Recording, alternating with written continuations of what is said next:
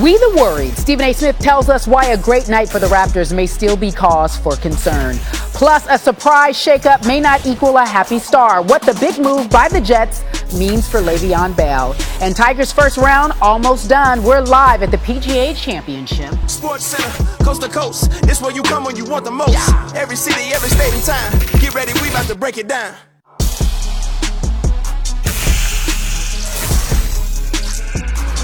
Tiger Woods, Masters champion, looking to go back-to-back. There he is, arriving at Bethpage Black early this a.m. Had an 8:24 tee time.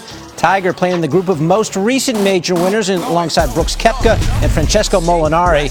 Tiger started on the backside and got kicked in the backside right away. A double bogey to start his tournament, then another double at 17, played his first nine in 38, but he is warming to the task on the front side. You see the two circles there on 1 and 2, and he just holed an eagle putt on 4. We can update this.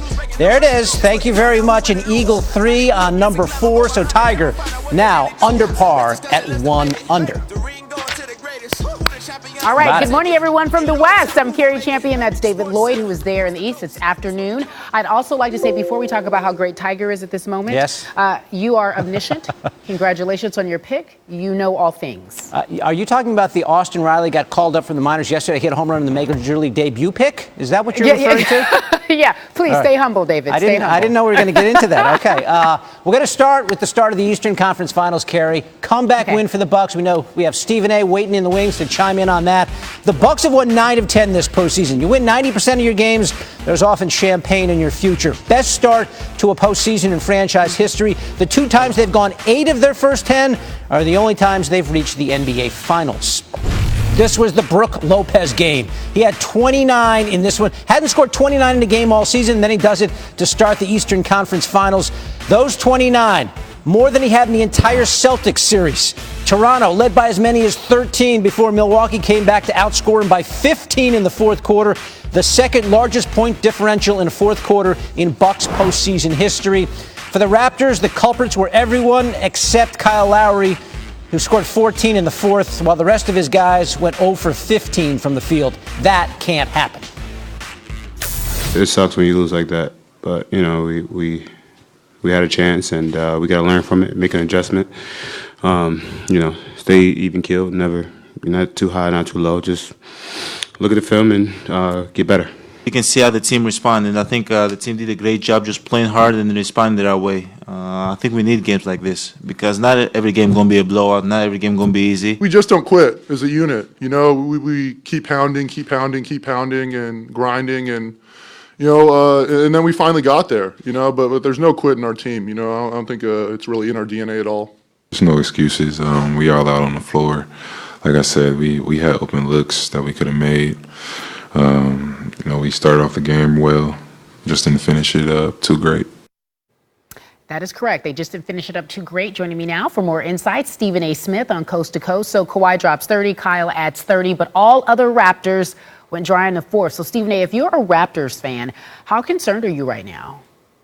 You should be very, very concerned. I know a lot of people may think otherwise, but they've got their head in the sand. This team is not a good matchup for Milwaukee as far as I'm concerned. Milwaukee has perimeter shooters. They have the Greek freak. They have size and length on the interior, and that makes Toronto basically a lower percentage shooting team because most of the stuff that you're going to get done is going to have to be from the perimeter. And that's not what wins you playoff series unless you're the Golden State Warriors led by Steph Curry. It just doesn't usually happen. So it's one of those situations where you looked at Kawhi Leonard, look at the block by Brook Lopez late in the game, look at the forced turnover by Brook Lopez late in the game. Both were by Kawhi Leonard attacking the interior before he ran into a wall of Milwaukee Bucks, all 6'9" and above. Everybody in front of him was that size. So when you look at it from that perspective, and then you take into account the fact that Kyle Lowry still dropped 30, and you held Milwaukee to 25% shooting from three-point range, and you still lost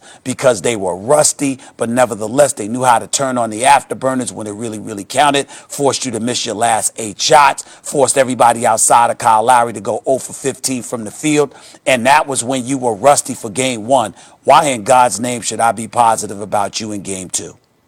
All right, so let's move on to game 2. So between the Blazers and the Warriors tonight, for Portland to win the series, in your opinion, they have to make some adjustments, obviously, and get a win on the road. But Stephen A., how do the Blazers rebound and steal home court?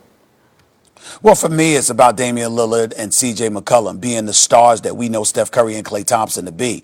This is their chance. Damian Lillard and C.J. McCollum are in the conference finals for the first time. I believe that Damian Lillard is a first-team All-NBA this year because I think he's done more than Steph with less in Portland. And so I think that he deserves a lot of credit for that and leading them to 53 wins and a second consecutive number 3 seed in the Western Conference. I think that can't be ignored. C.J. McCollum, we saw what he did in Game 7 against Denver. 37 points, ice cold, a closer, no doubt. You know what? That's what you've got to be against Klay Thompson and Steph Curry because Harkless dropped 17. You got Rodney Hood, rather. He dropped 17. And so you did get some production from your bench, although Seth Curry and Evan Turner didn't do much for you offensively. 2 other guys did. You're getting that level of production. You got to improve defensively, no doubt, and guarding Steph Curry off of the picks and not giving him wide open threes. But offensively, the engine, that's everything that stirs the cup for the Portland Trailblazers is about Damian Lillard, and C.J. McCollum. They've got to show up. If you showed up against Denver, you can't fail to show up against Steph Curry, Klay Thompson, and the Golden State Warriors. This is the series that you have to do it. Otherwise, Portland has no chance. They will get swept. And I'm not predicting that'll happen because I predict that Damian Lillard and C.J. will show up in Game 3, not Game 2.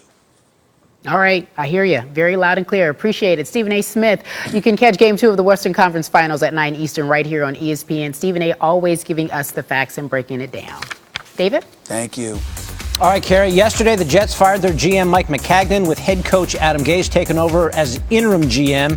The New York Daily News headline, "The Look That Kills," an allusion to Gase's distinctive stare and the belief that he was behind the firing. Why would he want Maccagnan out?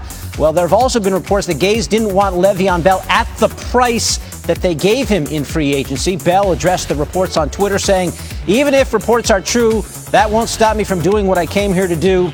Everyone has a job to do, and I'm going to do mine whether people like me or not. I'm here to win football games." Louis Riddick is here to break this down. Louis, of course, with a wealth of front office experience. So you see what the Jets do. They let Maccagnan both go through free agency, making some big hires. Got C.J. Mosley as well. And go through the draft. And then Gase, people talk about him consolidating his power. Although he didn't do that much in Miami, he's a new head coach. What do you make of the way they handled all this? Well, what I look at it first and foremost, the way I see this is the hiring process as far as when Adam was brought in there. It makes me ask the question, how exactly was that run as far as the head coaching search? Was Mike Maccagnan really a big part of this? Did he philosophically talk with ownership there with Chris Johnson and say, this is the kind of head coach we need to go after? I think we would marry up perfectly. I think we can, through the interview process, we'll see if we see things the same way as far as roster construction, player selection, how we value certain positions. Was he involved in all that? Because if he was, then they really, really misfired as far as who they hired. Because how can you then, a couple of weeks later, look, the first thing you do in the offseason is you address free agency. That's the first thing you have to do. How are you going to approach free agency from a philosophical standpoint? How are you valuing these positions? And then how are you going to pay these guys? So for that point, for Le'Veon Bell himself to be one of the focal points as far as why this relationship fell apart, what were you doing? How was the head coach hiring process really conducted here? And that really points back to Chris Johnson. And that's the question for me, is what exactly is he trying to do here? Who is he listening to? Is it the last person that's in his ear all the time? Does he realize that this structure that he has set up where you have a GM that reports to him separately from the head coach, I've never really seen that work very well. It's because in times of strife, when you really are having some fundamental differences, what happens is human beings naturally start to protect themselves. They wind up kind of looking at what's good for me is good for me. And it just seems like that's what happened here. As the disagreements started to increase, they started going to the owner and saying, hey, maybe Maccagnan said one thing, Adam Gase said another. You have a power struggle. One guy gets ousted. Then you have dysfunction like you have right now. It's certainly a lot. It's curious with the timing because they did let Maccagnan do all of the heavy lifting in the offseason. And now Adam Gase playing from behind with Le'Veon Bell. I mean, that typically is how, like, if you're going to make big changes in your front office, Typically, changes in front offices happen after the draft. The problem here, though, is this. As a general manager, if you're an owner, I would want to set the direction of the franchise as soon as the season is over. Now, you may retain some scouts and personnel directors and then change them out a little bit after the draft is over. So I don't like the fact that they've done it right now. They should have done this back in January when they let Todd Bowles go and started fresh so you didn't potentially have this kind of situation. But look, Chris Johnson himself, that's where the focal point, that's where the focus has to remain. He has to reset this franchise as far as how are we going to move going forward. Because until he does that, they're going to constantly be working from behind. Quickly, do you see any lasting damage with Le'Veon Bell and Adam Gase? Sure, absolutely. Look, Le'Veon Bell's a human being.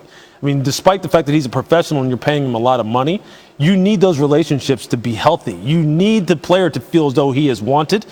The head coach himself and the play caller himself in this particular situation on offense, Adam Gase, has to feel as though he is sponsoring the player that's on his football team in a healthy way.